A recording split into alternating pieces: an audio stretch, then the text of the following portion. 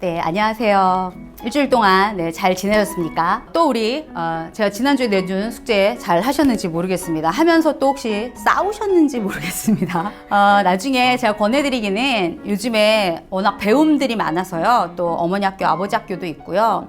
부부 학교도 있습니다. 남녀공학. 한번 기회 되시는 대로 알아보시고 다니시면서 제가 말씀드린 것처럼 알미 굉장히 중요합니다. 알게 된다는 거는 엄청난 무기를 가지게 되는 거거든요. 그래서 꼭 한번 그런 데 참여해 보시는 것들을 제가 권해드립니다. 자, 오늘은 두 번째 시간으로요. 건강한 부모가 되는데 어떠한 것이 필요한지 한번 나눠보려고 합니다. 일단 먼저 지난 시간에 우리가 어떤 얘기를 했었냐면요. 놀랍게도 제가 부모 강의 시간인데 자녀를 어떻게 키울까에 대한 얘기는 잘 하지 않았습니다. 그리고 무슨 얘기를 했었냐면요. 먼저는 나 자신을 살펴보자. 내 안에 어떤 흐름과 어떤 약점과 어떤 구멍이 있는지를 보자. 그거를 알아봐야 한다라는 얘기를 했었습니다. 그리고 생명나무 공동체를 회복해야 된다는 얘기를 했었고요. 또 하나는 그러기 위해서는 남편과 하나 되어야 한다라는 얘기도 했었습니다. 자, 그러고 나면 내가 먼저 건강해지고 남편과 하나가 되고 나면 이제 자녀에게 어떤 사랑을 흘려보낼 것인가를 결정할 수 있습니다. 제가 정말 좋아하는 단어를 오늘 여러분과 나누고 싶어요. 그게 뭐냐면 온유하고 안정된 마음이라는 겁니다. 제가 늘 기도하는 기도 제목입니다. 저는 이 온유하다라는 단어 앞에만 쓰면요, 굉장히 열등감이 씁니다. 저 진짜 군대 출신이란 말 많이 듣는다 그랬잖아요. 그러니까 저는 참 온유해지려면 세상이 몇 번이나 바뀌어야 될 것 같은 생각이 드는데요. 제가 성경에서 이 온유하다라는 단어를 찾고 나서 제가 또 굉장히 큰 위로를 받았습니다. 왜냐하면 자, 온유하다라는 단어에는 바로 이런 뜻들이 들어 있습니다. 저랑 전혀 상관없을 것 같잖아요. 근데 이 온유하다라는 단어는요, 야생마를 잡아다가 준마로 길들인다는 뜻이 있습니다. 그러니까 훈련된 온유함인 거예요. 태어나면서부터 얌전한 게 아니라 이거는 얼마든지 저 같은 사람도 훈련에 의해서 온유한 성품을 가지게 될 수 있다는 겁니다. 자, 온유하다라는 거는 바로 이런 것들이죠. 따뜻하게 품어준다는 마음, 그리고 지지하고 공감해 주는 거. 자, 이런 거는 타고난다기보다는 우리가 배우고 실천하면서 익혀갈 수 있는 성품들이 될 수 있고요. 안정된 마음이라는 거는 어떤 거냐면요. 제일 중요한 게 기다리는 겁니다. 저도 성격이 급해서 빨리빨리라는 말을 입에 달고 살았는데요. 그런데 안정된 이라는 성품 속에 가장 중요한 핵심은 기다림입니다. 우리를 가장 많이 기다려주신 분은 바로 하나님이시거든요. 하나님의 형상대로 지어짐을 받은 우리이기 때문에 우리 이거 가능합니다. 나의 시계를 버리고 내 때를 버리고 하나님의 때를 기다릴 줄 아는 마음이 바로 안정된 마음인 거죠. 저희 딸이 4살 때까지 말 못했다 그랬잖아요. 4살이면 말을 해야 된다라는 건 도대체 누가 정해놓은 법칙인가요? 그때 말을 못하면은 인간구실 못한다는 거는 사람들이 정해놓은 법칙이고요. 우리가 꼭 거기에 따라될 필요는 없다는 겁니다.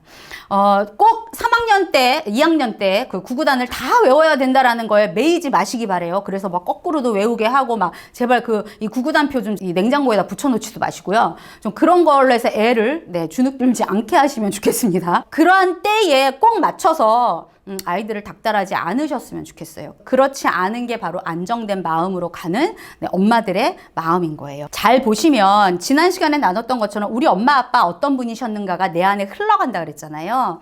나도 어떤 엄마 아빠인가를 알아보는 어떤 지표가 있습니다. 그 스테판 B 폴터라는 학자가요, 아버지의 요인이라는 말을 하면서 아버지의 어떤 그 유형을 얘기했어요.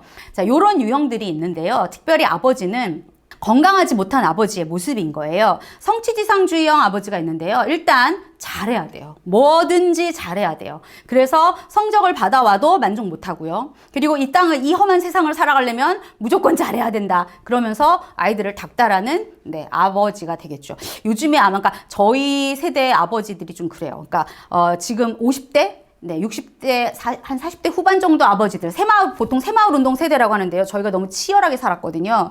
그러니까 저희는 성적이 아니면 행복해지는 걸 배우지 못한 세대들이긴 해요. 그러다 보니까 저희 시대 때 우리 나이 때 이 아빠인 분들이 이 성취지상주의형이 되게 많아요. 왜냐면 우리는 되게 열심히 해서 뭘 얻었거든요. 그러니까 놀고 먹는 아들, 딸들을 보면 못마땅한 거죠. 그래서 계속 아들, 딸들과 트러블을 일으키는 네, 그런 아버지들이 있을 수 있고요. 시한폭탄형 아버지, 네, 언제 터질지 모르는 거예요. 저희 아버지 약간 욱하는 B형이셨는데요.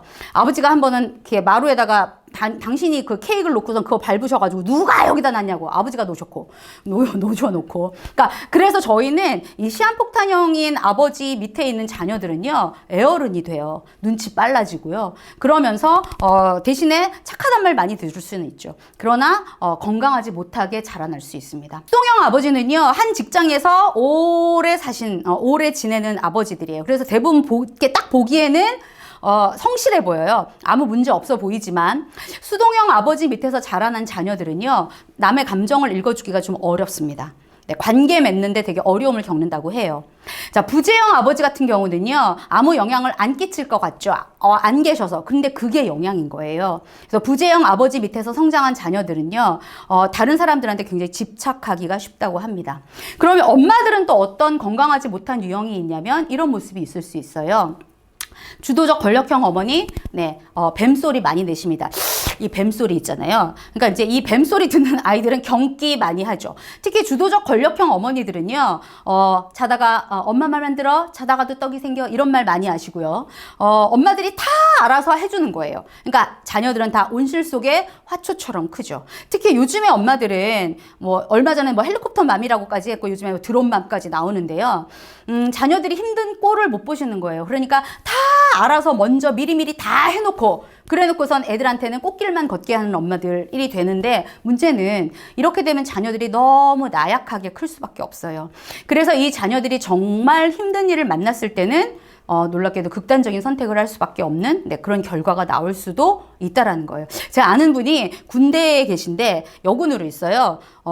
전화가 불이 난대요. 우리 아들이 왜 저 삽을 들고 있느냐부터 시작해서 요즘에는 그 군대에서도 SNS에 많이 사진 올리고 막 그런다 그러더라고요. 네, 그러면은 우리 아들이 왜 뒷줄에 섰느냐부터 시작해서 네, 주도 권력형 어머니들이 요즘에 너무 많으신 거예요. 그러면 그 자녀들은 네, 굉장히 무능력하게 자라날 수밖에 없다라는 거예요. 좀 어려움도 겪게끔 만들어주는 거예요. 정말 자녀들이 힘든 일도 스스로 할 수 있게끔 요즘엔 더군다나 1명, 2명밖에 안 키우니까 너무 오냐오냐 키우시는 그런 경향이 있잖아요. 레스토랑 같은 데 가서 보면 엄마들이 3살, 4살, 4살, 5살 된 애기들한테 뭐 먹을 거야? 그러면서 막 열심히 물어보세요. 그 아이들에겐 선택권이 없습니다. 그냥 그 아이들은 시킨 거 먹이세요. 그리고 남편이 먹고 싶은 걸 좀 물어봐 주시면 참 좋겠어요. 그리고 남편은 애가 먹고 싶은 거 당신 그냥 이거 먹어. 이렇게 하고 먹이지 마시고 오히려 우리 엄마들이 너무 거꾸로 하고 계신 경향이 있어요. 어릴 때는 좀 통제를 해주시면 좋습니다. 그리고 오히려 자라날수록 자유를 주셔야 되는데 우리 엄마들이 거꾸로 하고 있기 때문에 우리 자녀들이 사춘기에 폭발하는 것 같아요. 너무 주도 권력형으로 해서 다 알아서 해주지 마시고 우리 자녀들이 좀 실패하고 실수하는 거 봐주시면 좋겠어요. 누에꼬치에서 나비가 그거를 스스로 뚫고 나와야지 예쁜 나비가 될 수 있다고 해요. 근데 어느 날 보니까 너무 애쓰는 모습이 불쌍해서 그걸 가위로 잘라줬대요. 그랬더니 걔가 말라 죽더라는 거예요. 뭔가 내가 겪어야 할 부분은 겪게끔 내버려 두는 거, 그것도 엄마가 할 수 있는 일인 것 같아요. 희생형 엄마들이 잘하는 말이 있어요. 그건 뭐냐면 엄마 힘들어예요. 엄마 힘들어. 내가 널 어떻게 키웠는데 하는 말이에요. 특히 희생형 어머니들은 남편하고 하나 되지 못하는 경우가 참 많아요. 저희 엄마는 아버지한테 너무 시달리시는 바람에 저를 남편 삼으셨어요. 그래서 저는 저희 엄마에 대해서 굉장히 안쓰러운 마음이 참 많았습니다. 결혼하고 나서도 저희 엄마가 전화하셔가지고 아버지가 또 소리 질렀다, 유리창 깼다, 이러시면 저는 아버지에 대한 분노가 너무 많았어요. 희생형 어머니들에게는 자녀들에게 자꾸 죄책감을 심어줄 수가 있거든요. 그러니까 이러한 모습들이 또 건강하지 못한 모습으로 나타날 수 있답니다. 자, 자기도취형 엄마는요 일단 완벽주의세요. 그래서 못마땅한 얼굴을 늘 하고 계시죠. 그러니까 자녀가 엄마를 향해서 너무나도 칭찬을 바라고 다가오면요, 엄마는 그 칭찬을 꼭 마음속으로만 하세요. 그래서 분명히 애가 뭘 잘 그렸어요. 그런데 그거는 속으로만 생각하시더라고요. 잘했구나. 이걸 조그맣게 생각하세요. 그리고 겉으로는 근데부터 시작하세요. 근데 말이다. 이걸로 시작하시는 엄마들이 주로 자기도취형 엄마가 많으세요. 그러면 이 자녀들은 자기가 아무리 노력을 해도 엄마 마음에는 차지 못할 걸 알아요. 그러니까 나중에 가면은 자기 스스로 포기하고 말죠. 그런 경우가 너무 많아지고요. 이 자기도취형 엄마가 진짜 잡습니다. 제가 약간 자기도취형 엄마였어요. 그래서 저는 저희 딸 노트를 진짜 많이 찢었어요. 저희 딸이 3학년 때 제가 어머니 학교를 했는데요. 그때 제가 진짜 무슨 짓을 한 건지 깨달았어요. 1학년, 2학년 때까지요. 제가 노트를 진짜 많이 찢은 게요. 한 글자 틀리면 그냥 쭉 찍고 다시 써라. 마음에 안 드는 거예요. 그럼 저희 딸은 왕소심 A형이거든요. 그러면 또 눈물을 뚝뚝 흘리면서 밤 12시까지 그걸 다시 썼어요. 제가 너무 미안하게 생각해요. 그 뒤로 제가 어머니 학교하고 나서 그 아이와 회복하려고 굉장히 많이 노력했고요. 지금까지 와서 저는 많이 회복이 됐다고 생각했는데 신기하게 이게 몸이 기억해요. 제가 아직도 방에 들어가면요. 저희 딸이 이렇게 책상 앞으로 이렇게 몸이 땡겨가요. 그러니까 저만 다가가면 뭘 가려요. 이렇게 안 보이고 싶어 하더라고요. 제가 그게 아직도 여전히 마음이 아파요. 그럼 제가 또 하나님께 또 올려드려요. 하나님, 아직도 또 남아 있습니다. 닦아주십시오. 씻어주십시오. 하고 그 딸을 또 한번 이렇게 안아주고 그러는데요. 어릴 때 그런 게 참 오래 간다는 생각이 들어요. 이 자기도취형 엄마가요. 마음껏 아이를 칭찬하지 못하고 그 약간 마음에 안 드는 거, 그걸로 애를 잡는다는 거예요. 우리 자녀들은요, 엄마를 바라보면서 정말 엄마 나 잘했지요 하는 눈으로 진짜 많이 쳐다보거든요. 마음껏 칭찬해 주시면 참 좋겠어요. 그걸로 아이의 미래가 얼마나 넓게 펼쳐지는지 모르겠어요. 애정결핍형 엄마는요, 일단 내가 부모한테 받은 게 없어요. 나도 건조해요. 그러니까 내가 흘려보낼 게 없어요. 그리고 나는 내가 존재 자체로 사랑받아 본 적이 없어요. 그러니까 나의 존재를 나타내기 위해서 어떻게 하냐면 뭔가 업적을 만들어야 되고 이루어야 되고 그리고 그걸로 나를 나타내 왔어요. 여태까지. 그러니까 너도 잘해야 되고 그리고 너는 내 앞길을 막지 마라. 이렇게 되는 거예요. 그러니까 자녀들한테 굉장히 엄마가 건조하죠. 그래서 자녀가 넘어지잖아요. 그러면 피나 안 나? 뭐 이렇게 말하신다던가. 그런 정도의 엄마들이신 거예요. 그러다 보니까 이 애정결핍형 밑에 있는 자녀들은요. 두 가지로 나타난대요. 에너지가 좀 부족한 자녀는 약간 소아 우울증으로 지나가고요. 에너지가 넘치는 친구들은 뭐 ADHD까지는 아니더라도 굉장히 부산스럽단 말을 많이 들어요. 말썽을 많이 일으켜요. 왜냐하면 엄마의 사랑을 그렇게 해서라도 끌고 받고 싶어 한대요. 제가 만났던 한 친구가 있어요. 7살 아들이었는데요. 그렇게 말썽을 부리는 거예요. 그래서 제가 그 친구한테 야, 너 자꾸 그렇게 하니까 엄마한테 엉덩이 맞고 그러잖아 했는데 제가 이 친구 말을 제가 울컥했어요. 이 친구가 그러는 거예요. 저한테 선생님 그렇게 해야지 엄마가 제 엉덩이라도 때리고 만져주세요. 이렇게 말하는 거예요. 이 애정결핍형 밑에 있는 자녀들은요. 엄마의 사랑을 갈구하기 위해서 뭔가 이상적인 행동을 하게 된다는 거예요. 아버지의 유형, 어머니의 유형, 건강하지 못한 유형들을 잘 보시면요. 우리 엄마 아버지가 이 중에 뭐 이렇게 복합적으로도 얼마든지 되실 수 있고요. 그러한 모습 가운데 그러한 것이 나에게 흘러갈 수 있어요. 제 친구들하고 얘기를 하다 보면요. 난 엄마처럼 안 키울 거야가 대부분 교과서예요. 그런데 나중에 보면은 엄마보다 더 심하게 키우고 있는 친구들이 너무 많고요. 저도 저희 딸한테 참 많이 들었던 얘기가 엄마랑 외할머니랑 목소리부터 너무 똑같다는 말을 제가 정말 많이 들어요. 그런 것에서 벗어나기 위해서 제가 지난 시간 말씀드렸던 것처럼 내 안의 흐름이 어떤 건지 우리 엄마 아버지가 어떤 유형이었는지를 아는 것도 굉장히 중요하다는 거예요. 또 나는 어떤 어머니고 우리 남편은 어떤 유형인가. 또 신기하게요. 아버지가 수동형이면 엄마는 좀 센 경우가 많아요. 주도 권력형인 경우가 많고요. 아버지가 시한폭탄형이거나 성취지상주의면 엄마가 희생형인 경우가 또 많더라고요. 그러니까 이런 식으로 뭔가 건강하지 못한 흐름이 있다면 그 부분을 알고 끊을 수 있고 결단할 수 있으면 좋겠어요. 놀랍게도요. 남을 바꾸는 것보다는요. 내가 내 생각을 바꾸는 게 훨씬 더 쉽다라는 거예요. 한번 결심을 해보시면 좋겠어요. 그러면 좋은 엄마는 없냐? 좋은 유형은 없냐? 있습니다. 그거는 바로 내 존재 자체를 소중히 여기는 성장시켜주는 사랑이죠. 우리들 자체도 내 존재 자체로 이렇게 막 사랑 듬뿍 받아본 적이 그닥 많지는 않아요. 왜냐하면 우리 부모님 세대가요, 역사의 소용돌이 속에서 너무 힘들고 어렵게들 자라신 세대예요. 우리도 부모님들도 부모님들의 잘못은 아닌 것 같아요. 그거는 좀 이해해드리면 좋겠어요. 그런데 그렇다고 해서 그대로 나도 흘려보내지는 말아야 해요. 그거는 내가 할 수 있어요. 내가 그래서 끊고 존재 자체로 우리 아이들을 사랑할 수 있는 그걸 연습하시면 좋겠습니다. 개인마다 차이를 좀 인정해 주세요. 자녀가 많지는 않지만 그래도 1명, 2명, 3명 있으면 그중에 꼭 모범생인 자녀 1명 기준으로 삼아가지고 나머지 애들 다 잡지 마시고 그냥 너는 너대로, 네, 둘째는 둘째대로 그렇게 키우시면 좋을 것 같아요. 저희는 딸 둘인데 큰딸, 작은딸이 너무 달라요. 작은딸은 발이 늘 떠서 다녔고요. 큰딸은 정말 얌전한 누가 봐도 모범생처럼 컸거든요. 근데 어느 날 저희 작은딸이 진짜 손바닥 2개로 가려질 만한 그 치마를 들고 와서 그거를 입고 춤을 추겠다는 거예요. 제가 너무 놀래가지고 위에 건 어디 있니? 그러니까 위에 망사로 달려있더라고요. 제가 그때 반대했죠. 적극 반대했죠. 왜냐면 목회자 집안에 딴 딸아 안 된다. 막 이제 이러면서 제가 적극 반대를 했는데 사실은 제 안에 그것도 역시 제 안에 상처였어요. 4명 중에 저희 가족 4명 중에 이 딸이 제일 공부를 잘했어요. 그러니까 이 자랑스러운 딸이 나의 자랑이 되리라. 결국은 제 자존심이었고 제 욕심이었던 거예요. 근데 이 딸이 옷 다 벗고 춤을 춘다니까 제가 못 견디겠던 거예요. 그런데 이 딸이 마지막에 중3 때 그 진로를 선택하게 될 때 결국은 이렇게 말했습니다. 저에게. 엄마, 춤출 때 내 눈을 봤어?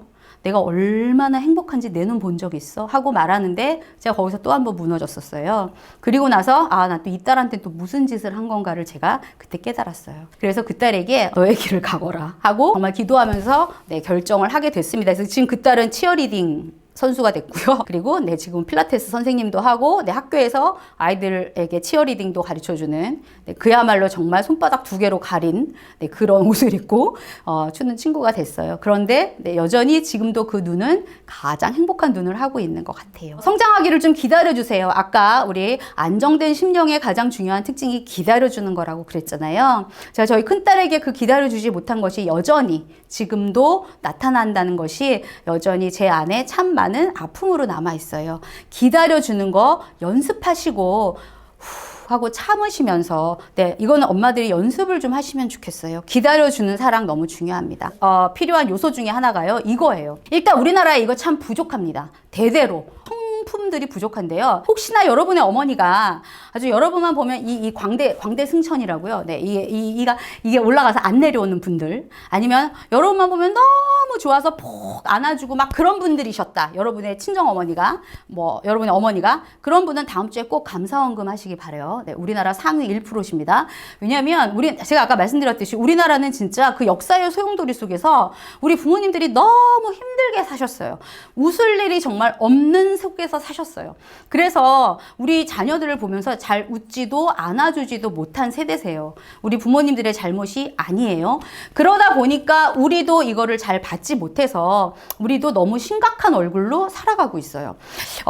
제가 어머니 학교를 하면서 숙제가 이거였어요. 실실 웃기. 그러니까 실실이라는 말은요, 아무 이유 없이 웃으셔야 돼요. 그냥 웃는 거예요. 그러니까 저도 예전에 만났을 때 사람들이 늘 그 얘기를 했어요. 무슨 근심 걱정 있냐고.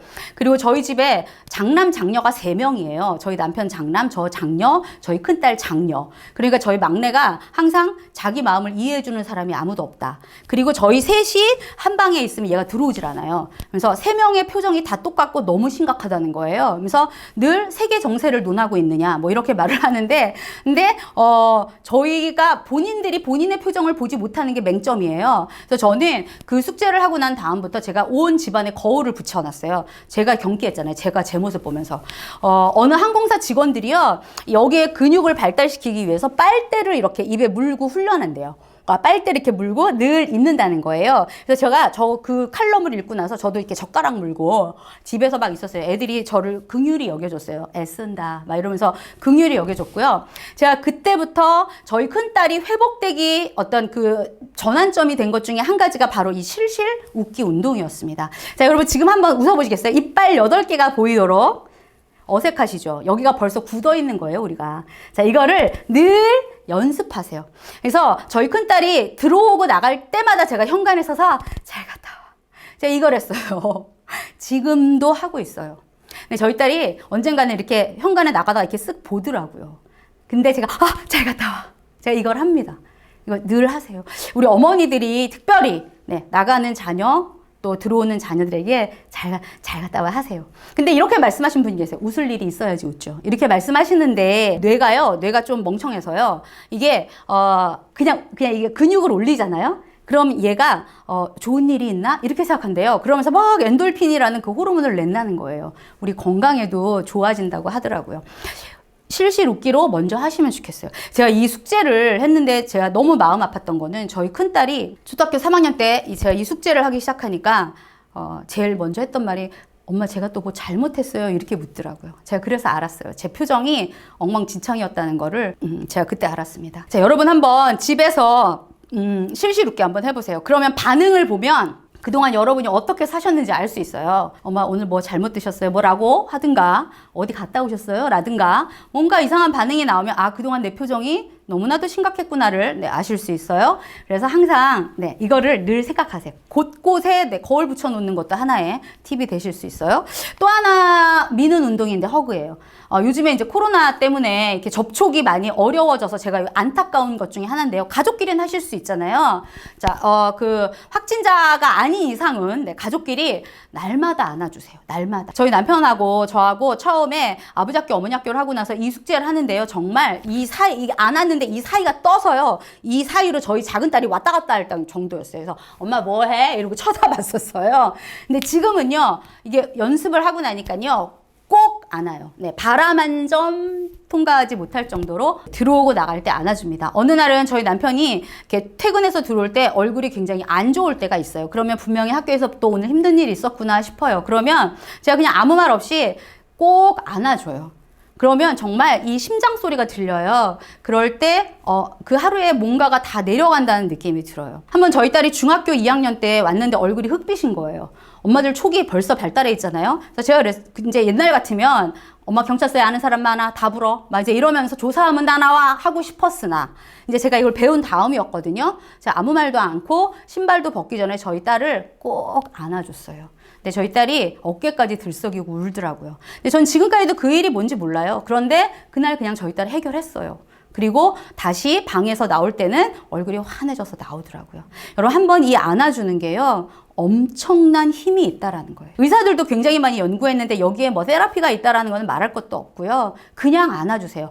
그런데 여기 또 우리 믿음 좋으신 어머니들 안고 제발 안수기도 좀 하지 마시고요. 또 모처럼 애가 품에 안겼다고 해서 또 좋아가서 기회는 이때다 하고 잔소리하지 마세요. 선생님 말씀 잘 들어야 돼. 뭐 이런 말 하지 마시고요. 그냥 잠깐 꼭 안고 아무 말 하지 마세요. 처음에 되게 어색해요. 왜냐면 우리도 안 해봤으니까. 그런데 자꾸 하면 할수록 서로의 그 무언가가 에너지가 왔다 갔다 하는 거를 분명히 느끼실 수 있을 거예요. 그것이 표현하는 사랑이 될 수 있고요. 우리 자녀를 쑥 성장시키는 거 될 수 있습니다. 옛날에 굉장히 유명했던 사진이 하나 있어요. 이 사진 혹시 보신 적 있으시죠? 쌍둥이가 태어났는데 한 아이가 너무 약했어요. 그래서 한 아이만 인큐베이터 안에 넣었어요. 그러니까 그 간호사가 너무 안 됐어서 쌍둥이 건강한 한 친구를 같이 넣어놨대요. 인큐베이터 안에. 근데 나중에 와서 보니까 깜짝 놀란 거예요. 그 한 건강한 친구가 아픈 자기 쌍둥이 동생을 이렇게 안고 있더라는 거예요. 그래서 너무 예쁘고 신기해서 요거를 사진을 찍어놨는데 이게 나중에 굉장히 센세이션한 놀라운 사진이 된 적이 있어요. 근데 더 놀라운 거는 이 친구들이 나중에 성장해서 이렇게 됐다는 거예요. 그래서 이 모습을 또 취재한 그걸 보면서 제가 놀랐어요. 여러분 안아주는 거는요 얼마나 큰 힘이 있는지 몰라요. 정말 그러한 것들을 여러분이 꼭 아셨으면 참 좋겠어요. 저희 엄마가 66세 때 제가 저희 엄마를 어머니 학교를 보냈어요. 엄마도 너무 부족한 게 많으니까 좀 가서 배우고 오세요. 그랬거든요. 근데 저희 엄마가 갔다 오시면서 이제 숙제를 한다고 저를 부르신 거예요. 허그 숙제를 한다고. 근데 저희 엄마가 목사님이셨거든요. 그래서 또 저는 또 안고 안수기도 할까봐 제가 떨었죠. 근데 엄마가 이제 배우신 대로 잘 하셨어요. 저를 꼭 안고 아무 말 안 하고 저를 안아주셨어요. 근데 안으셨는데 제가 그때 40대 중반이었거든요. 근데 정말 뭔가 쑥 내려가더라고요. 그리고 저희 엄마가 마지막에 딱 한마디 하셨어요. 다 잊어라. 근데 정말 다 잊어지더라고요. 다 잊어졌어요. 그리고 뭔가 그런 원망들이 다 사라지더라고요. 근데 제가 저희 엄마가 사실 5년 전에 돌아가셨는데요. 지금도 그 엄마가 따뜻했던 그 엄마하고 허그했던 거가 지금까지 기억이 나요. 저희 엄마도 저를 그렇게 날마다 안아주는 분은 아니셨거든요. 그런데 그 한 번의 허그가요, 어쩌면 지금까지 아니면 계속 저를 살아가게 하는 너무 큰 힘이 되는 것 같아요. 여러분의 자녀를 정말 따뜻하게 꼭 매일매일 안아주세요. 자녀뿐만 아니라 더 중요한 사람, 남편을 꼭 안아주세요. 우리의 자녀를, 우리의 남편을 누가 그렇게 안아줄까요? 우리밖에 없어요. 다른 사람한테 맡기지 마세요. 우리가 그렇게 안아주셔야 돼요. 이것이 우리 자녀들을 성장시키는 너무 중요한 사랑이 돼요. 마지막으로 우리가 또 하나 할 수 있는 일은요, 기도하는 어머니가 되시는 거예요. 자, 우리 교회 다니고 믿는 사람들은 이게 바로 너무나도 큰 힘이 되고 능력이 될 수 있어요. 저희 엄마는 정말 기도하는 분이셨어요. 저는 이게 참 너무나도 어렸을 때 봤을 때는 진짜 너무나도 무능력한 일이라고 생각했어요. 저희 아버지가 3번 부도 냈을 때도 엄마는 항상 기도만 하고 계셨고 돈을 안 버시더라고요.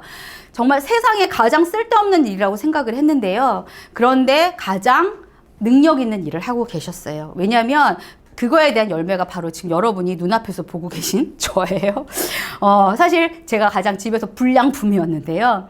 저희 엄마가 저를 놓고 또 저희 남편을 놓고 정말 많이 기도했었어요. 제가 예수 안 믿는 남편 데리고 와서 결혼한다고 했을 때 저희 엄마가 벌써 일주일 동안 이제 산기도 가셨고요. 저희 남편하고 저하고 뭐 중례사내 하면서 이혼 한 해 만에 할 때 21일 금식 기도를 하셨어요.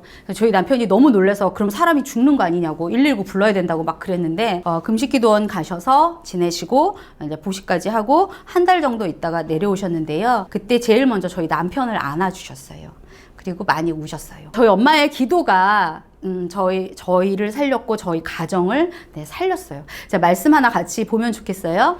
예레미야 에가서 2장 19절인데요. 자, 여기에 말씀을 보시면 여기에 그 기도를 표현하는 말이 참 많이 나와 있어요. 뭐냐면 부르짖을지어다 라는 말이 있고요. 물쏟듯 할지어다 라는 말이 있고요. 한 절에 손을 들지어다 같은 한 절에 기도를 나타내는 표현이 3번이나 나와요. 그런데 여기에 상황이 어떠냐면요. 자녀들이요. 다 줄여 기진하에 있고요. 어린 자녀들이고요. 그리고 초저녁이에요. 어쩌면 지금 우리의 상황이 이럴지도 모르겠어요. 이런 상황 속에서 우리 자녀들을 위해서 우리들이 할 수 있는 일은요. 기도예요. 어쩌면 가장 무능력해 보이는 일일지도 모르고 아무것도 안 하는 것처럼 보일 수 있지만요. 근데 그게 가장 강력한 일인 것 같아요. 저희 남편이 목사 안수 받을 때 안수위원을 불러야 했어요. 그런데 담임 목사님이 그때 마침 해외에 출타 중이셔서 저희 남편이 저희 엄마를 안수위원으로 불렀어요. 저희 남편 머리에 엄마가 손을 얹고 안수해 주셨어요. 아마 그날 안수 받았던 목사님들 중에서 저희 남편하고 저희 엄마가 제일 많이 울었던 것 같아요. 저희 엄마가 저희를 위해서 기도해 주실 때 하나님께서 큰일 할 사람이니까 네 사위로 맞아들이라고 그렇게 말씀하셨대요. 저희 엄마 표현이에요. 그래서 저희 엄마는 순종하고 저희 남편을 사위로 받으셨다고 전에 고백하신 적이 있는데요. 언제나 저희를 위해서 기도해 주는 분이셨어요. 저희 엄마의 기도가 저희와 저희 가정을 살리셨음을 제가 또 한 번 여러분 앞에 증거합니다. 여러분 기도 어떻게 해야 될까요? 기도를 부담스럽게 생각하시지는 않으셨으면 좋겠어요. 기도는 날마다 하시면 돼요.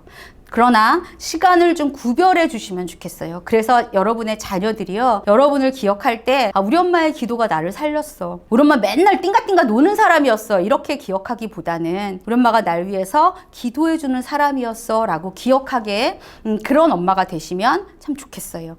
그리고 장소를 좀 구별해 주시면 좋겠는데 부엌이어도 괜찮고요, 식탁 앞이어도 괜찮고요, 싱크대 앞이어도 저는 좋다고 생각합니다. 그리고 더 중요한 거 한 가지, 바로 이거예요. 그냥 기도하는 것보다는요, 반드시 말씀을 붙잡고 기도하시는 거예요. 이거에 너무 중요합니다. 그냥 기도하면 사실 그건 주문이 되기가 쉽거든요. 그러니까 여러분 성경 말씀을 가까이 하시고요. 말씀 속에서 하나님이 어떻게 여러분에게 원하시는지를 붙잡고 기도해 주시면 좋겠어요. 그래서 큐티 하시고요. 그리고 그 가운데에서 하나님을 발견하고 하나님을 알아가면서 기도하신다면 그 기도가 바로 여러분을 또 한 번 바꿀 수 있을 거란 생각이 들어요. 여러분만 바꿀 것이 아니라 그리고 여러분의 자녀까지도 바꿀 수 있어요. 또 한 가지는 내 기도 제목 자체가 바뀐다는 거예요. 그래서 여러분이 이렇게 기도하면 좋겠고요. 또 한 가지는 내 자녀들을 위한 그런 기도를 뭘 해야 될까? 스카이 대학 가게 해주세요 라는 기도보다는 정말 하나님이 원하시는 기도를 하면 좋겠어요. 그래서 특별히 관계의 축복을 위해서 기도해 주시고요. 바른 정체성이나 하나님을 경외하는 삶을 위해서 기도해 주시면 좋겠어요. 정말로 우리 부모들의 사명이 있어요. 저는 이게 사명이라고 생각하는데요. 마땅히 행할 길을 아이에게 여러분 가르치셔야 됩니다. 쩔쩔매지 마시고요. 아이에게 가르쳐 주세요. 마땅히 행할 길이 그럼 뭘까요? 마땅히 행할 길은 하나님이 우리의 창조주이신 거 가르쳐 주셔야 되고요. 그리고 믿음, 소망, 사랑 가르치셔야 돼요.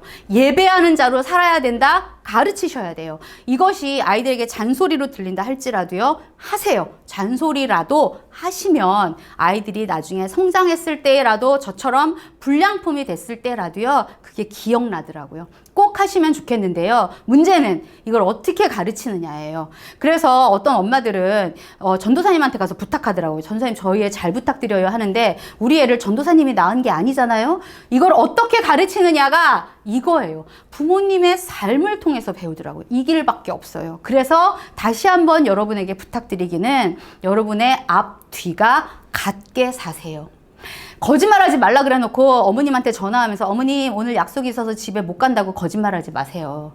그리고 반드시 자녀들 앞에서 앞과 뒤가 똑같게 사시면 돼요. 내가 먼저 기도하시면 되고요. 내가 먼저 말씀 보고 내가 먼저 예배에 충실한 그러한 엄마 아빠가 되시면 그럼 자녀들은 우리의 삶을 통해서 믿음, 소망, 사랑 배울 수 있고요. 그리고 하나님이 창조주이신 거 배울 수 있어요. 저는 그 엄마들한테 이런 말 많이 해요. 자녀가 이렇게 물어본다면 엄마 천국은 어떤 곳이에요? 이렇게 물어보면 우리 집 같은 곳이야. 꼭 이렇게 대답할 수 있도록 하라 그래요. 그러면 이제 애들이 혹시 종교를 바꿀 수도 있어요. 너무 싫어가지고. 근데 그렇게 되지 않도록 부모의 삶을 통해서 꼭 이것이 이루어질 수 있기를 간절히 바래요. 저희 집에 강아지 한 마리가 있는데요. 그 얘기를 하면서 마무리 하려고 합니다. 제가 강아지 진짜 싫어하거든요. 그래서 옆집에 강아지 소리 때문에 제가 막 페트병까지 던지고 싸웠었는데요. 저희 큰딸이 간절히 소망을 하는 거예요. 자기 친구가 자취방에서 쫓겨나게 생겼다는 거예요. 그래서 이 친구가 3개월만 딱 그 방 구할 동안만 이 강아지를 좀 봐주면 좋겠다, 엄마. 근데 제가 그 친구를 알아요. 그 친구가 좀 안 된 친구여서 제가 강아지는 둘째 치고 그 친구가 너무 안 됐어서 그럼 알겠다. 이 강아지를 내가 딱 3개월만 봐줄 테니까 걔는 빨리 방을 구하라고 해라. 이랬어요. 그랬는데 그 친구가 방을 못 구하고요. 지금 이 강아지는 저희 집에 6년 3개월째 머물고 있어요. 그리고 얘는 강아지를 잊었어요. 근데 이 강아지가 처음에 왔을 때 저는 모든 강아지가 다 이런 줄 알았어요. 얼굴이 막 장난 아니게 막 얽히고 설키고 막 죄 뜯겨 있는 거예요.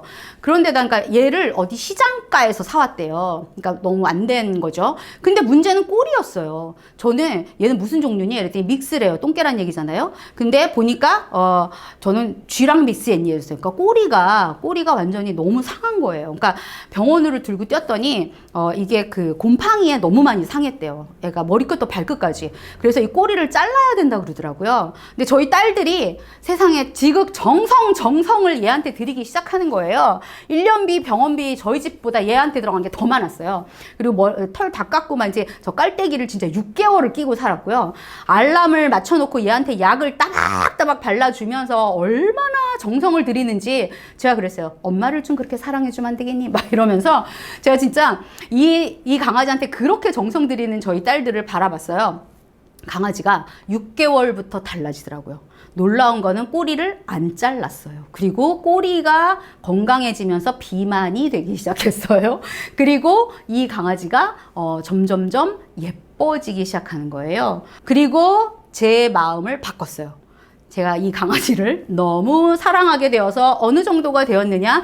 어느 날 얘가 그 식탁 밑에 있는데 보니까요, 꼬리가 너무 예쁘더라고요. 그래서 어머, 얘가 이렇게 변했네 하고 자는 것도 꼭 사람처럼 자기 시작하고요. 그러더라고요. 요즘에 워낙 강아지들을 많이 키우다 보니까 그 주인 닮아간다 그러더라고요. 보니까 저희 딸들하고도 닮았다는 얘기를 많이 듣는데 제가 강아지 수영장을 다 갔어요. 그리고 얼마 전에 저희가 가족 사진을 찍었는데 얘도 마치 우리 가족인 양 사진을 찍게 됐어요. 얘가 별인데요. 별이가 처음에 저희 집에 왔을 때 저희 남편이 그런 얘기를 했어요. 얘는 생긴 것 자체가 너무 우울하다. 그러니까 얘를 보면 마음이 너무 슬퍼진다.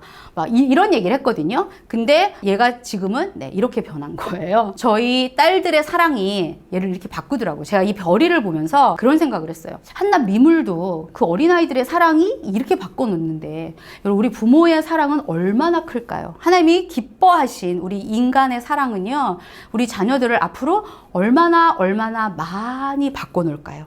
꼬리 안 잘라도 되고요. 정말 상상도 못할 모습으로 바꿔놓을 수 있을 거라는 생각이 들어요. 저희 큰딸이 말도 못하고 저한테 정말 많이 맞았다 그랬잖아요. 근데 제가 그 딸에게 무슨 짓을 한 건지를 깨닫고 나서 이 딸에게 그 사랑하는 이유를 20가지를 써줬어야 했어요. 그래서 20가지를 쓰고 이 아이가 3학년 때 그 아이를 1대1로 불러서 그거를 읽어주는 게 숙제였어요. 근데 이 딸은 그날도 자기가 혼나는 줄 알고 얼굴이 하얗게 질려가지고 제가 그 동생한테 너 잠깐 나가 있어. 엄마 언니랑 할 얘기가 있어. 그러니까 이 딸이 놀래가지고 덜덜 떨면서 제 앞에 서 있더라고요. 제가 그 딸에게 읽어주기 시작했어요. 처음 태어나서 엄마라고 불러준 우리 다솜이 사랑한다.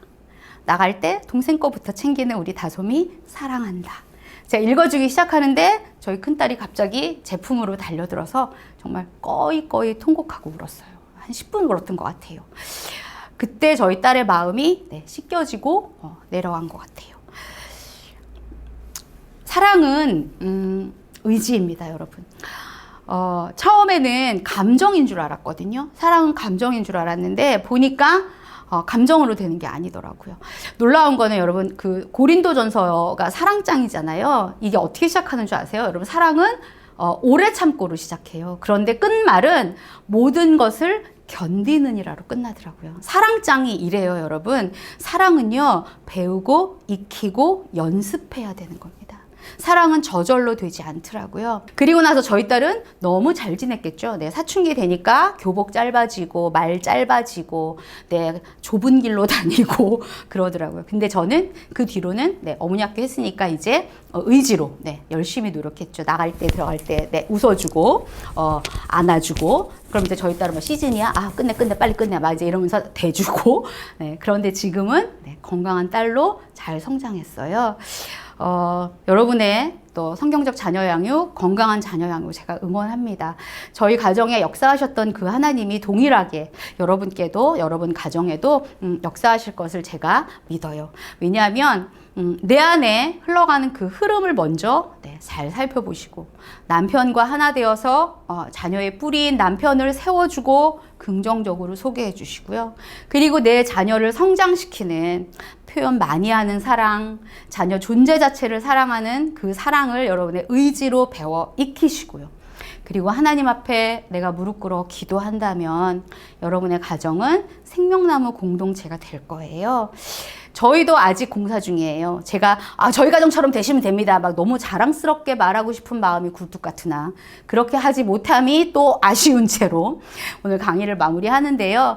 같이 공사 중인 거 끝까지 공사 마무리 잘 되면 참 좋겠습니다. 오늘도 마지막 숙제 내드려요. 실실 웃기, 들어오고 나갈 때 가족들에게 매일 안아주기. 그리고 한번 이거는 옵션이에요. 한번 이거는 해보세요. 자녀가 사랑스러운 이유 20가지 써서요. 1대1로 애들 쭈루룩 세워놓고 읽어주지 마시고요. 1대1로 한번 데이트하면서 읽어봐 주세요. 그러면 자녀들이 또 다른 마음이 생길 수 있을 거예요. 힘을 얻을 거예요. 저도 저희 엄마가 써주신 자녀를 잘 키워서 사랑한다 뭐 이렇게 써주신 20가지 이유 저도 코팅해서 갖고 있거든요.